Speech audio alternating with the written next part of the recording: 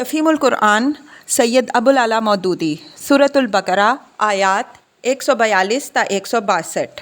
اعوذ باللہ من الشیطان الرجیم، بسم اللہ الرحمن الرحیم۔ سیقول السفہاء من الناس ما ولاہم عن قبلتہم التی کانوا علیہا۔ ترجمہ: نادان لوگ ضرور کہیں گے انہیں کیا ہوا ہے کہ پہلے یہ جس قبلے کی طرف رخ کر کے نماز پڑھتے تھے اس سے یکایک پھر گئے۔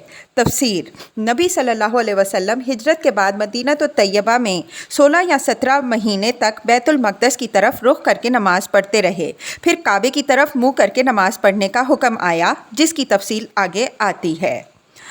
قل للہ المشرق والمغرب۔ ترجمہ: اے نبی صلی اللہ علیہ وسلم ان سے کہو مشرق اور مغرب سب اللہ کے ہیں۔ یہدی من یشاء الی صراط مستقیم۔ ترجمہ: اللہ جسے چاہتا ہے سیدھی راہ دکھا دیتا ہے۔ تفسیر: ان نادانوں کے اعتراض کا پہلا جواب یہ ہے، ان کے دماغ تنگ تھے، نظر محدود تھی، سمت اور مقام کے بندے بنے ہوئے تھے۔ ان کا گمان یہ تھا کہ خدا کسی خاص سمت میں مقید ہے، اس لیے سب سے پہلے ان کے جاہلانہ اعتراض کی تردید میں یہی فرمایا گیا کہ مشرق اور مغرب سب اللہ کے ہیں۔ کسی سمت کو قبلہ بنانا کے معنی یہ نہیں ہے کہ اللہ اسی طرف ہے۔ جن لوگوں کو اللہ نے ہدایت بخشی ہے وہ اس قسم کی تنگ نظریوں سے بالا تر ہوتے ہیں اور ان کے لیے عالمگیر حقیقتوں کے ادراک کی راہ کھل جاتی ہے۔ وَكَذَلِكَ جَعَلْنَاكُمْ أُمَّةً وَسَطًا لِتَكُونُوا شُهَدَاءَ عَلَى النَّاسِ وَيَكُونَ الرَّسُولُ عَلَيْكُمْ شَهِيدًا۔ ترجمہ: اور اسی طرح ہم نے تمہیں ایک امت وسط بنایا ہے تاکہ تم دنیا کے لوگوں پر گواہ ہو اور رسول تم پر گواہ ہو۔ تفسیر: یہ امت محمد صلی اللہ علیہ وسلم کی امامت کا اعلان ہے۔ اسی طرح کا اشارہ دونوں طرف ہے، اللہ کی اس رہنمائی کی طرف بھی جس سے محمد صلی اللہ علیہ وسلم کی پیروی قبول کرنے والوں کو سیدھی راہ معلوم ہوئی، اور وہ ترقی کرتے کرتے اس مرتبے پر پہنچے کہ امت وسط قرار دیے گئے، اور تحویل قبلہ کی طرف بھی کہ نادان اسے محض ایک سمت اور دوسری سمت کی طرف پھرنا سمجھ رہے ہیں، حالانکہ دراصل بیت المقدس سے کعبے کی طرف سمت قبلہ کا پھرنا یہ معنی رکھتا ہے کہ اللہ تعالیٰ نے بنی اسرائیل کو اس کی پیشوائی کے منصب سے باضابطہ معزول کیا اور امت محمد کو اس پر فائز کر دیا۔ امت وسط کا لفظ اس قدر وسیع معنویت اپنے اندر رکھتا ہے کہ کسی دوسرے لفظ سے اس کے ترجمے کا حق ادا نہیں کیا جا سکتا۔ اس سے مراد ایک ایسا اعلیٰ و اشرف گروہ ہے جو عدل، انصاف اور توسط کی روش پر قائم ہو، جو دنیا کی قوموں کے درمیان صدر کی حیثیت رکھتا ہو، جس کا تعلق سب کے ساتھ یکساں حق اور راستی کا تعلق ہو اور ناحق ناروا تعلق کسی سے نہ ہو۔ پھر یہ جو فرمایا کہ تمہیں امت وسط اس لیے بنایا گیا کہ تم لوگوں پر گواہ ہو اور رسول صلی اللہ علیہ وسلم تم پر گواہ ہو، تو اس سے مراد یہ ہے کہ آخرت میں جب پوری نوع انسانی کا اکٹھا حساب لیا جائے گا، اس وقت رسول صلی اللہ علیہ وسلم اپنے ذمہ دار نمائندے کی حیثیت سے تم پر گواہی دے گا کہ فکر صحیح اور عمل صالح اور نظام عدل کی جو تعلیم ہم نے اسے دی تھی وہ اس نے تم کو بے کم و کاست پوری کی پوری پہنچا دی اور عملاً اس کے مطابق کام کر کے دکھا دیا۔ اس کے بعد رسول صلی اللہ علیہ وسلم کے قائم مقام ہونے کی حیثیت سے تم کو عام انسانوں پر گواہ کی حیثیت سے اٹھنا ہوگا اور یہ شہادت دینی ہوگی کہ رسول صلی اللہ علیہ وسلم نے جو کچھ تمہیں پہنچایا تھا وہ تم نے انہیں پہنچا دیا، اور جو کچھ رسول نے تمہیں دکھایا تھا وہ تم نے انہیں دکھانے میں اپنی حد تک کوئی کوتاہی نہیں کی۔ اس طرح کسی شخص یا گروہ کا اس دنیا میں خدا کی طرف سے گواہی کے منصب پر مامور ہونا ہی در حقیقت اس کا امامت اور پیشوائی کے مقام پر سرفراز کیا جانا ہے۔ اس میں جہاں فضیلت اور سرفرازی ہے وہیں ذمہ داری کا بہت بڑا بار بھی ہے۔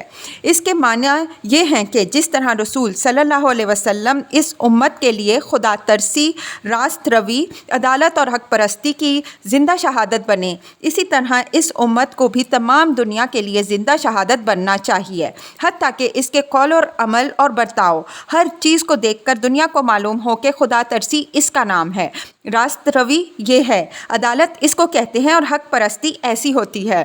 پھر اس کے معنی یہ بھی ہیں کہ جس طرح خدا کی ہدایت ہم تک پہنچانے کے لیے رسول صلی اللہ علیہ وسلم کی ذمہ داری بڑی سخت تھی، حتیٰ کہ اگر وہ اس میں ذرا سی بھی کوتاہی کرتے تو خدا کے ہاں ماخوذ ہوتے۔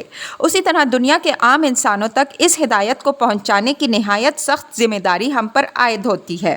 اگر ہم خدا کی عدالت میں واقعی اس بات کی شہادت نہ دے سکے کہ ہم نے تیری ہدایت جو تیرے رسول صلی اللہ علیہ وسلم کے ذریعے سے ہمیں پہنچی تھی، تیرے بندوں تک پہنچا دینے میں کوئی کوتاہی نہیں کی، تو ہم بہت بری طرح پکڑے جائیں گے اور یہی امامت کا فخر ہمیں وہاں لے ڈوبے گا۔ ہماری امامت کے دور میں ہماری واقعی کوتاہیوں کے سبب سے خیال اور عمل کی جتنی گمراہیاں دنیا میں پھیلی ہیں اور جتنے فساد اور فتنے خدا کی زمین میں برپا ہوئے ہیں، ان سب کے لیے ائمہ شر اور شیاطین انس و جن کے ساتھ ساتھ ہم بھی ماخوذ ہوں گے۔ ہم سے پوچھا جائے گا کہ جب دنیا میں معصیت، ظلم اور گمراہی کا یہ طوفان برپا تھا تو تم کہاں مر گئے تھے؟ وَمَا جَعَلْنَا الْقِبْلَةَ الَّتِي كُنْتَ عَلَيْهَا إِلَّا لِنَعْلَمَ مَن يَتَّبِعُ الرَّسُولَ مِمَّن يَنقَلِبُ عَلَىٰ عَقِبَيْهِ۔ ترجمہ: پہلے جس طرف تم رخ کرتے تھے اس کو تو ہم نے صرف یہ دیکھنے کے لیے قبلہ مقرر کیا تھا کہ کون رسول صلی اللہ علیہ وسلم کی پیروی کرتا ہے اور کون الٹا پھر جاتا ہے۔ تفسیر: یعنی اس سے مقصود یہ دیکھنا تھا کہ کون لوگ ہیں جو جاہلیت کے تعصبات اور خاک و خون کی غلامی میں مبتلا ہیں اور کون ہیں جو ان بندشوں سے آزاد ہو کر حقائق کا صحیح ادراک کرتے ہیں۔ ایک طرف اہل عرب اپنی وطنی اور نسلی فخر میں مبتلا تھے اور عرب کے کعبے کو چھوڑ کر باہر کے بیت المقدس کو قبلہ بنانا ان کی اس قوم پرستی کے بت پر ناقابل برداشت ضرب تھا۔ دوسری طرف بنی اسرائیل اپنی نسل پرستی کے غرور میں پھنسے ہوئے تھے اور اپنے آبائی قبلے کے سوا کسی دوسرے قبلے کو برداشت کرنا ان کے لیے محال تھا۔ ظاہر ہے کہ یہ بت جن لوگوں کے دلوں میں بسے ہوئے ہوں وہ اس راستے پر کیسے چل سکتے ہیں جس کی طرف اللہ کا رسول صلی اللہ علیہ وسلم انہیں بلا رہا تھا۔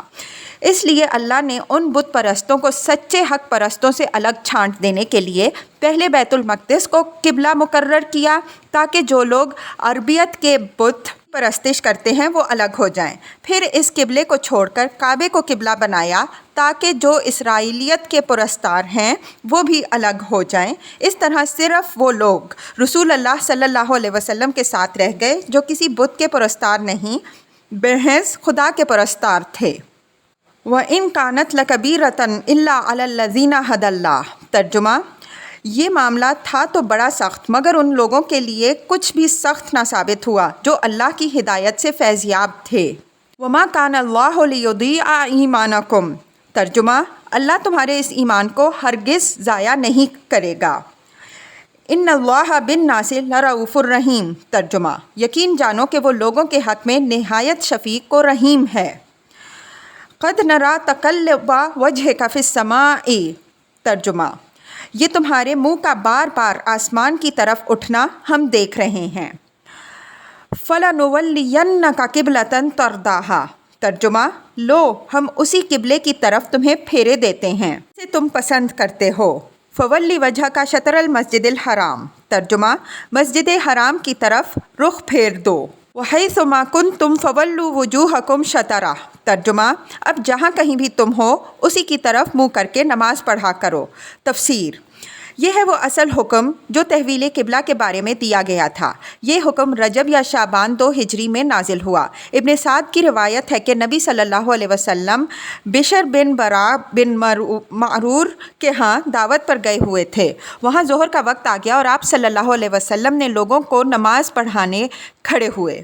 2 رکعتیں پڑھا چکے تھے کہ تیسری رکعت میں یکایک وحی کے ذریعے سے یہ آیت نازل ہوئی اور اسی وقت آپ صلی اللہ علیہ وسلم اور آپ صلی اللہ علیہ وسلم کے اقتداء میں جماعت کے تمام لوگ بیت المقدس سے کعبے کے رخ پھر گئے۔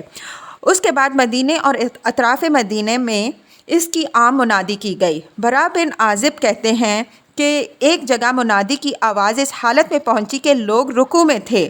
حکم سنتے ہی سب کے سب اسی حالت میں کعبے کی طرف مڑ گئے۔ انس بن مالک رضی اللہ عنہ کہتے ہیں کہ بنی سلمہ میں یہ اطلاع دوسرے روز صبح کی نماز کے وقت پہنچی۔ لوگ 1 رکعت پڑھ چکے تھے کہ ان کے کانوں میں آواز پڑی، خبردار رہو، قبلہ بدل کر کعبے کی طرف کر دیا گیا ہے۔ سنتے ہی پوری جماعت نے اپنا رخ بدل دیا۔ خیال رہے کہ بیت المقدس مدینے سے عین شمال میں ہے اور کعبہ بالکل جنوب میں۔ نماز باجماعت پڑھتے ہوئے قبلہ تبدیل کرنے میں لامحالہ امام کو چل کر مقتدیوں کے پیچھے آنا پڑا ہوگا، اور مقتدیوں کو صرف رخ ہی نہ بدلنا پڑا ہوگا بلکہ کچھ نہ کچھ انہیں بھی چل کر اپنی صفیں درست کرنی پڑی ہوں گی۔ چنانچہ بعض روایات میں یہی تفصیل مذکور بھی ہے۔ اور یہ جو فرمایا کہ ہم تمہارے منہ کا بار بار آسمان کی طرف اٹھنا دیکھ رہے ہیں، اور یہ کہ ہم اسی قبلے کی طرف تمہیں پھیرے دیتے ہیں جسے تم پسند کرتے ہو، اس سے صاف معلوم ہوتا ہے کہ تحویل قبلہ کا حکم آنے سے پہلے نبی صلی اللہ علیہ وسلم اس کے منتظر تھے۔ آپ صلی اللہ علیہ وسلم خود یہ محسوس فرما رہے تھے کہ بنی اسرائیل کی امامت کا دور ختم ہو چکا ہے، اور اس کے ساتھ بیت المقدس کی مرکزیت بھی رخصت ہوئی۔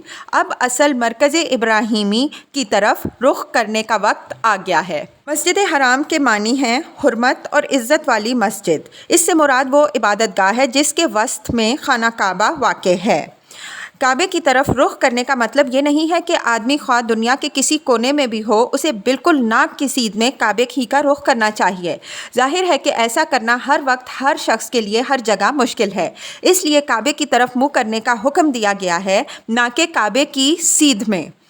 قرآن کی روح سے ہم اس بات کے لیے ضرور مکلف ہیں کہ حتی الامکان صحیح سمت کعبہ کی طرف تحقیق کریں، مگر اس بات پر مکلف نہیں ہے کہ ضرور بالکل ہی صحیح سمت معلوم کر لیں۔ جس سمت کے متعلق ہمیں امکانی تحقیق سے ظن غالب حاصل ہو جائے کہ یہ سمت کعبہ ہے، ادھر نماز پڑھنا یقیناً صحیح ہے۔ اور اگر کہیں آدمی کے لیے سمت کعبہ کی تحقیق مشکل ہو، یا وہ کسی ایسی حالت میں ہو کہ کعبے کی طرف اپنی سمت قائم نہ رکھ سکتا ہو، مثلاً ریل یا کشتی میں، تو جس طرف اسے قبلے کا گمان ہو یا جس طرف رخ کرنا اس کے لیے ممکن ہو، اسی طرف وہ نماز پڑھ سکتا ہے۔ البتہ اگر دوران نماز میں صحیح سمت کعبہ معلوم ہو جائے یا صحیح سمت کی طرف نماز پڑھنا ممکن ہو جائے تو نماز کی حالت ہی میں اس کی طرف پھر جانا چاہیے۔ وَإِنَّ الَّذِينَ أُوتُوا الْكِتَابَ لَيَعْلَمُونَ أَنَّهُ الْحَقُّ مِن رَّبِّهِمْ۔ ترجمہ: یہ لوگ جنہیں کتاب دی گئی تھی خوب جانتے ہیں کہ تحویل قبلہ کا یہ حکم ان کے رب ہی کی طرف سے ہے اور برحق ہے۔ وَمَا اللَّهُ بِغَافِلٍ عَمَّا يَعْمَلُونَ۔ ترجمہ: مگر اس کے باوجود جو کچھ یہ کر رہے ہیں اللہ اس سے غافل نہیں ہے۔ وَلَئِنْ أَتَيْتَ الَّذِينَ أُوتُوا الْكِتَابَ بِكُلِّ آيَةٍ مَا تَبِعُوا قِبْلَتَكَ۔ ترجمہ: تم ان اہل کتاب کے پاس خواہ کوئی نشانی لے آؤ، ممکن نہیں کہ یہ تمہارے قبلے کی پیروی کرنے لگیں۔ وَمَا أَنْتَ بِتَابِعٍ قِبْلَتَهُمْ۔ ترجمہ: اور نہ تمہارے لیے یہ ممکن ہے کہ ان کے قبلے کی پیروی کرو۔ وَمَا بَعْضُهُمْ بِتَابِعٍ قِبْلَةَ بَعْضٍ۔ ترجمہ: اور ان میں سے کوئی گروہ بھی دوسرے کے قبلے کی پیروی کے لیے تیار نہیں ہے۔ وَلَئِنِ اتَّبَعْتَ أَهْوَاءَهُمْ مِن بَعْدِ مَا جَاءَكَ مِنَ الْعِلْمِ إِنَّكَ إِذًا لَّمِنَ الظَّالِمِينَ۔ ترجمہ: اور اگر تم نے اس علم کے بعد جو تمہارے پاس آ چکا ہے ان کی خواہشات کی پیروی کی تو یقیناً تمہارا شمار ظالموں میں ہوگا۔ تفسیر: مطلب یہ ہے کہ قبلے کے متعلق جو حجت و بحث یہ لوگ کرتے ہیں اس کا فیصلہ نہ تو اس طرح ہو سکتا ہے کہ دلیل سے انہیں مطمئن کر دیا جائے، کیونکہ یہ تعصب اور ہٹ دھرمی میں مبتلا اور کسی دلیل سے بھی اس قبلے کو چھوڑ نہیں سکتے جسے یہ اپنی گروہ بندی کے تعصبات کی بنا پر پکڑے ہوئے ہیں، اور نہ اس کا فیصلہ اس طرح ہو سکتا ہے کہ تم ان کے قبلے کو اختیار کر لو، کیونکہ ان کا کوئی ایک قبلہ نہیں ہے جس پر یہ سارے گروہ متفق ہوں اور اسے اختیار کر لینے سے قبلے کا جھگڑا چک جائے۔ مختلف گروہوں کے مختلف قبلے ہیں، ایک کا قبلہ اختیار کر کے بس ایک ہی گروہ کو راضی کر سکو گے، دوسروں کا جھگڑا بدستور باقی رہے گا۔ اور سب سے بڑی بات یہ ہے کہ پیغمبر کی حیثیت سے تمہارا یہ کام ہی نہیں ہے کہ تم لوگوں کو راضی کرتے پھرو اور ان سے لین دین کے اصول پر مصالحت کیا کرو۔ تمہارا کام تو یہ ہے کہ جو علم ہم نے تمہیں دیا ہے سب سے بے پرواہ ہو کر صرف اسی پر سختی کے ساتھ قائم ہو جاؤ، اس سے ہٹ کر کسی کو راضی کرنے کی فکر نہ کرو تو اپنے پیغمبری کے منصب پر ظلم کرو گے اور اس نعمت کی ناشکری کرو گے جو دنیا کا امام بنا کر ہم نے تمہیں بخشی ہے۔ الذین آتیناہم الکتاب یعرفونہ کما یعرفون ابناءہم۔ ترجمہ: جن لوگوں کو ہم نے کتاب دی ہے وہ اس مقام کو جسے قبلہ بنایا گیا ہے ایسے پہچانتے ہیں جیسے اپنی اولاد کو پہچانتے ہیں۔ تفسیر: یہ عرب کا محاورہ ہے۔ جس چیز کو آدمی یقینی طور پر جانتا ہو اور اس کے متعلق کسی قسم کا شک و اشتباہ نہ رکھتا ہو اسے یوں کہتے ہیں کہ وہ اس چیز کو ایسا پہچانتا ہے جیسے اپنی اولاد کو پہچانتا ہے، یعنی جس طرح اسے اپنے بچوں کو پہچاننے میں کوئی اشتباہ نہیں ہوتا اسی طرح وہ بلا کسی شک کے یقینی طور پر اس چیز کو بھی جانتا ہے۔ یہودیوں اور عیسائیوں کے علماء حقیقت میں یہ بات اچھی طرح جانتے تھے کہ کعبے کو حضرت ابراہیم علیہ السلام نے تعمیر کیا تھا اور اس کے برعکس بیت المقدس اس کے 1300 برس بعد حضرت سلیمان علیہ السلام کے ہاتھوں تعمیر ہوا اور انہی کے زمانے میں قبلہ قرار پایا۔ اس تاریخی واقعے میں ان کے لیے ذرہ برابر کسی اشتباہ کی گنجائش نہ تھی۔ وَإِنَّ فَرِيقًا مِّنْهُمْ لَيَكْتُمُونَ الْحَقَّ وَهُمْ يَعْلَمُونَ۔ ترجمہ: مگر ان میں سے ایک گروہ جانتے بوجھتے حق کو چھپا رہا ہے۔ الحق من ربک فلا تکونن من الممترین۔ ترجمہ: یہ قطعی ایک امر حق ہے تمہارے رب کی طرف سے، لہٰذا اس کے متعلق تم ہرگز کسی شک میں نہ پڑو۔ وَلِكُلٍّ وِجْهَةٌ هُوَ مُوَلِّيهَا فَاسْتَبِقُوا الْخَيْرَاتِ۔ ترجمہ: ہر ایک کے لیے ایک رخ ہے جس کی طرف وہ مڑتا ہے، پس تم بھلائیوں کی طرف سبقت کرو۔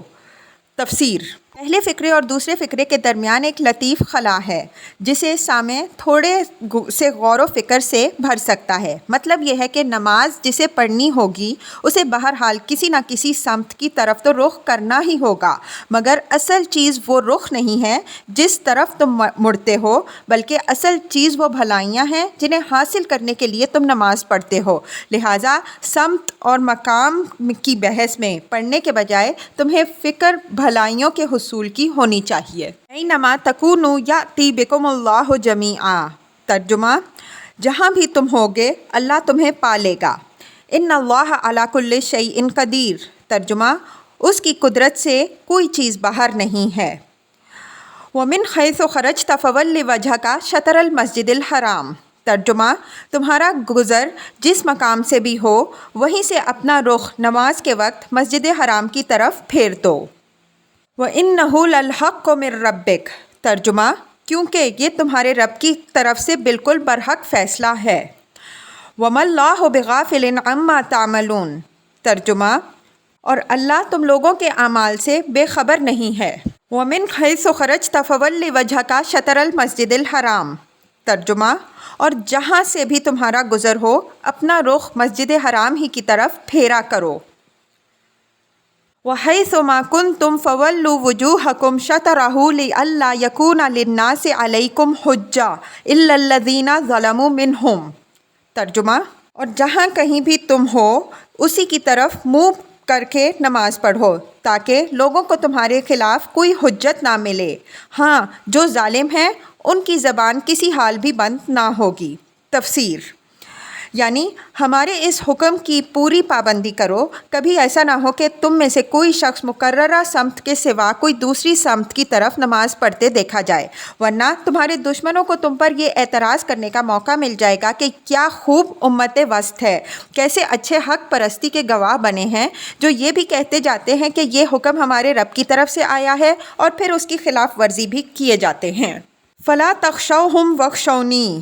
ترجمہ: تو ان سے تم نہ ڈرو بلکہ مجھ سے ڈرو۔ وَلِأُتِمَّ نِعْمَتِی عَلَیکُم۔ ترجمہ: اس لیے کہ میں تم پر اپنی نعمت کو پورا کر دوں۔ تفسیر: نعمت سے مراد وہی امامت اور پیشوائی کی نعمت ہے جو بنی اسرائیل سے سلب کر کے اس امت کو دی گئی۔ دنیا میں ایک امت کی راست روی کا یہ انتہائی ثمرہ ہے کہ وہ اللہ کے امر تشریعی سے اقوام عالم کے رہنما اور پیشوا بنائی جائے اور نوع انسانی کو خدا پرستی اور نیکی کے راستے پر چلانے کی خدمت اس کے سپرد کی جائے۔ یہ منصب جس امت کو دیا گیا حقیقت میں اس پر اللہ کے فضل اور انعام کی تکمیل ہو گئی۔ اللہ تعالیٰ یہاں یہ فرما رہا ہے کہ تحویل قبلہ کا یہ حکم دراصل اس منصب پر تمہاری سرفرازی کا نشان ہے، لہٰذا تمہیں اس لیے بھی ہمارے اس حکم کی پیروی کرنی چاہیے کہ ناشکری و نافرمانی کرنے سے کہیں یہ منصب تم سے چھین نہ لیا جائے۔ اس کی پیروی کرو تو یہ نعمت تم پر مکمل کر دی جائے گی۔ وَلَعَلَّكُمْ تَهْتَدُونَ ترجمہ، اور اس توقع پر کہ میرے اس حکم کی پیروی سے تم اسی طرح فلاح کا راستہ پاؤ گے۔ تفسیر، یعنی اس حکم کی پیروی کرتے ہوئے یہ امید رکھو، یہ شاہانہ انداز بیان ہے۔ بادشاہ کا اپنی شان بے نیازی کے ساتھ کسی نوکر سے یہ کہہ دینا کہ ہماری طرف سے فلاں عنایت و مہربانی کے امیدوار رہو، اس بات کے لیے بالکل کافی ہوتا ہے کہ وہ ملازم اپنے گھر شادیانے بجوا دے اور اسے مبارکبادیاں دی جانے لگیں۔ کما ارسلنا فیکم رسولا منکم یتلو علیکم آیاتنا ویزکیکم ویعلمکم الکتاب والحکمت ویعلمکم ما لم تکونوا تعلمون۔ ترجمہ، جس طرح تمہیں اس چیز سے فلاح نصیب ہوئی کہ میں نے تمہارے درمیان خود تم ہی میں سے ایک رسول صلی اللہ علیہ وسلم بھیجا جو تمہیں میری آیات سناتا ہے، تمہاری زندگیوں کو سنوارتا ہے، تمہیں کتاب اور حکمت کی تعلیم دیتا ہے اور تمہیں وہ باتیں سکھاتا ہے جو تم نہ جانتے تھے۔ فاذکرونی اذکرکم واشکروا لی ولا تکفرون۔ ترجمہ، لہٰذا تم مجھے یاد رکھو، میں تمہیں یاد رکھوں گا، اور میرا شکر ادا کرو، کفران نعمت نہ کرو۔ یا ایھا الذین آمنوا۔ ترجمہ، اے لوگوں جو ایمان لائے ہو۔ تفسیر، منصب امامت پر معمور کرنے کے بعد اب اس امت کو ضروری ہدایات دی جا رہی ہیں، مگر تمام دوسری باتوں سے پہلے انہیں جس بات پر متنبہ کیا جا رہا ہے وہ یہ ہے کہ یہ کوئی پھولوں کا بستر نہیں ہے جس پر آپ حضرات لٹائے جا رہے ہوں۔ یہ تو ایک عظیم الشان اور پرخطر خدمت ہے جس کا بار اٹھانے کے ساتھ ہی تم پر ہر قسم کے مصائب کی بارش ہوگی، سخت آزمائشوں میں ڈالے جاؤ گے، طرح طرح کے نقصانات اٹھانے پڑیں گے، اور جب صبر و ثبات اور عزم و استقلال کے ساتھ ان تمام مشکلات کا مقابلہ کرتے ہوئے خدا کی راہ میں بڑھے چلے جاؤ گے تب تم پر عنایات کی بارش ہوگی۔ استعینوا بالصبر والصلاۃ۔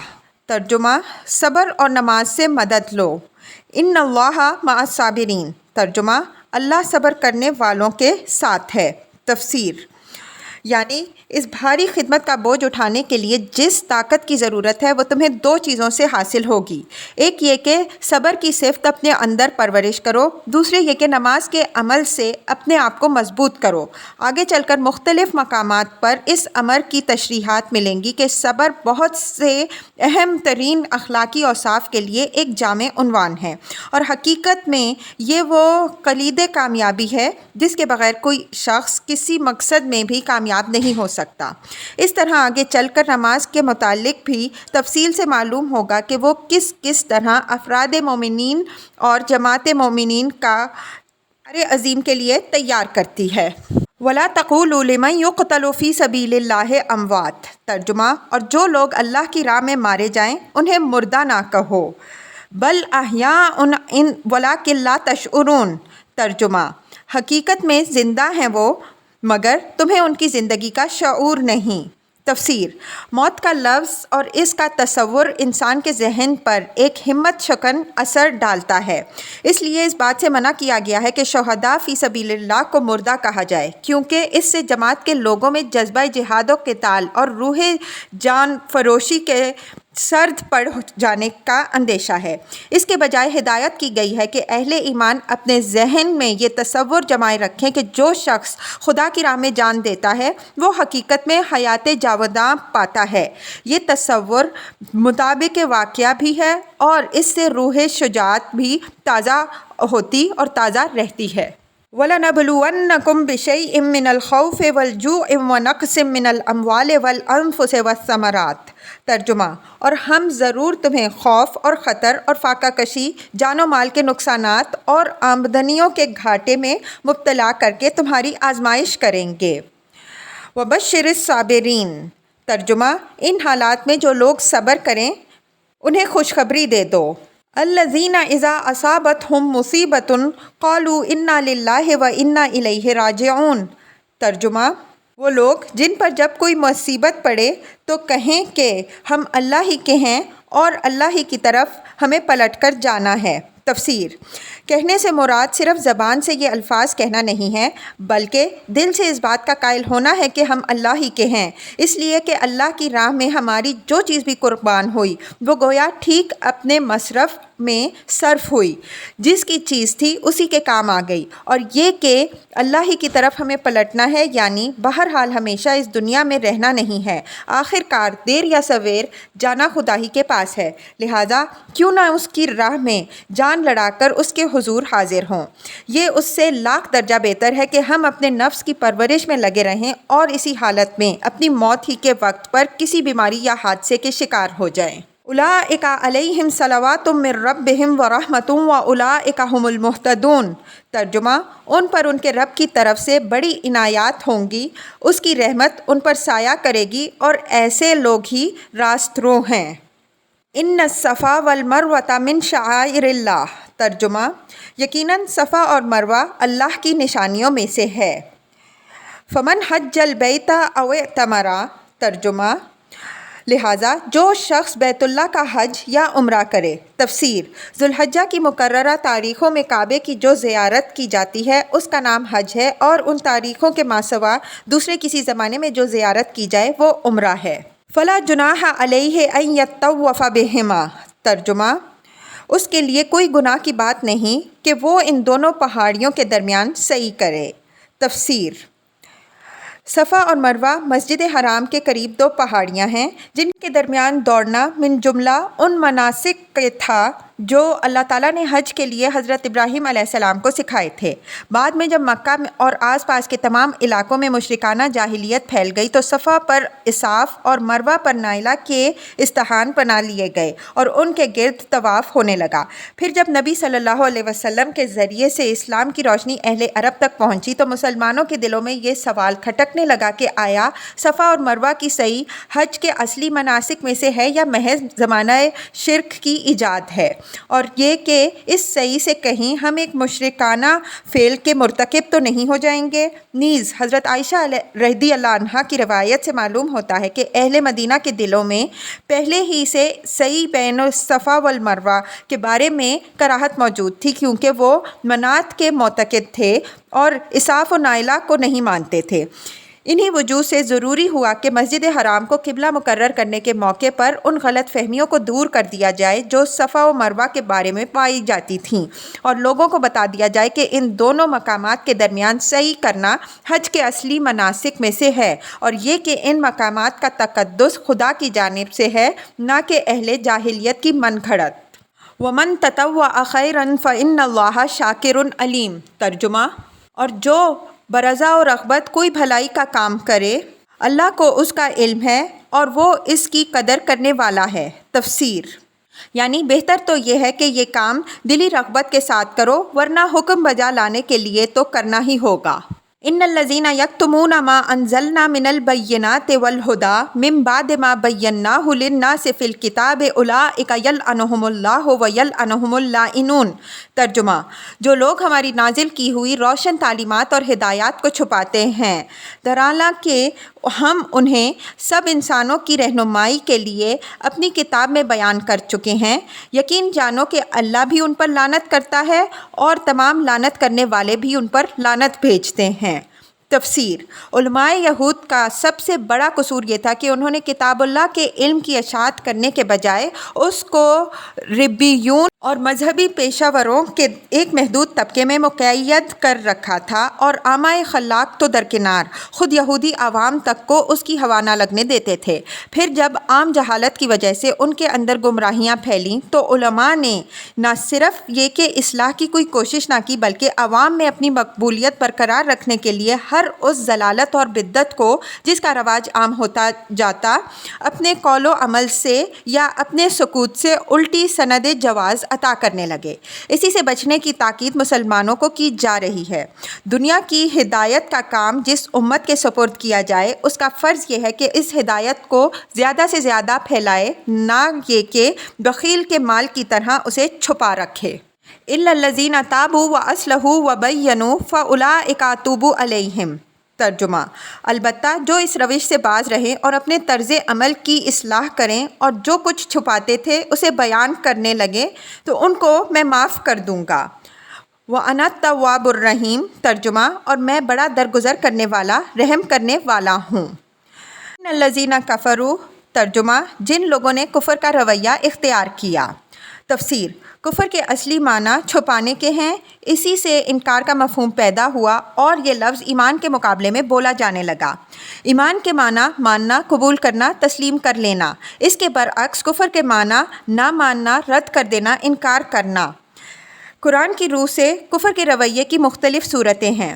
ایک یہ کہ انسان سرے سے خدا کو مانے ہی نہ، یا اس کے اقتدار اعلیٰ کو تسلیم نہ کرے اور اس کو اپنا اور ساری کائنات کا مالک اور معبود ماننے سے انکار کر دے یا اسے واحد مالک و معبود نہ مانے۔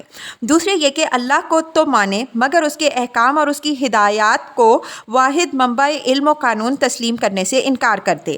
تیسرے یہ کہ اصولاً اس بات کو تسلیم کر لے کہ اسے اللہ ہی کی ہدایت پر چلنا چاہیے مگر اللہ اپنی ہدایات اور اپنے احکام پہنچانے کے لیے جن پیغمبروں کا واسطہ بناتا ہے انہیں تسلیم نہ کرے۔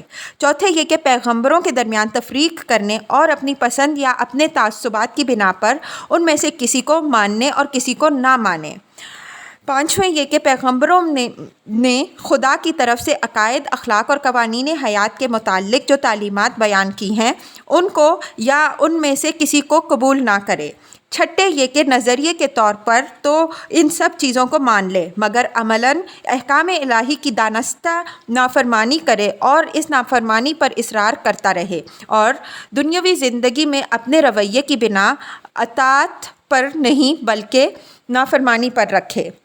یہ سب مختلف طرز فکر و عمل اللہ کے مقابلے میں باغیانہ ہیں اور ان میں سے ہر ایک رویے کو قرآن کفر سے تعبیر کرتا ہے۔ اس کے علاوہ بعض مقامات پر قرآن میں کفر کا لفظ کفران نعمت کے معنی میں بھی استعمال ہوا ہے اور شکر کے مقابلے میں بولا جاتا ہے۔ شکر کے معنی یہ ہیں کہ نعمت جس نے دی ہے انسان اس کا احسان مند ہو، اس کے احسان کی قدر کرے، اس کی دی ہوئی نعمت کو اسی کی رضا کے مطابق استعمال کرے اور اس کا دل اپنے محسن کے لیے وفاداری کے جذبے سے لبریز ہو۔ اس کے مقابلے میں کفر یا کفران نعمت یہ ہے کہ آدمی یا تو اپنے محسن کا احسان ہی نہ مانے اور اسے اپنی قابلیت یا کسی غیر کی عنایت یا سفارش کا نتیجہ سمجھے، یا اس کی دی ہوئی نعمت کی ناقدری کرے اور اسے ضائع کر دے، یا اس کی نعمت کو اس کی رضا کے خلاف استعمال کرے، یا اس کے احسانات کے باوجود کے ساتھ غدر اور بے وفائی کرے۔ اس نوع کے کفر کو ہماری زبان میں بالعموم احسان فراموشی، نمک حرامی، غداری اور ناشکرے پن کے الفاظ سے تعبیر کیا جاتا ہے۔ وَمَاتُوا وَهُمْ كُفَّارٌ ترجمہ: اور کفر کی حالت ہی میں جان دی۔ اولئک علیہم لعنۃ اللہ والملائکۃ والناس اجمعین ترجمہ: ان پر اللہ، فرشتوں اور تمام انسانوں کی لعنت ہے۔ خالدین فیہا لا یخفف عنہم العذاب ولا ہم ینظرون ترجمہ: اسی لعنت زدگی کی حالت میں وہ ہمیشہ رہیں گے، نہ ان کی سزا میں تخفیف ہوگی اور نہ انہیں کوئی دوسری مہلت دی جائے گی۔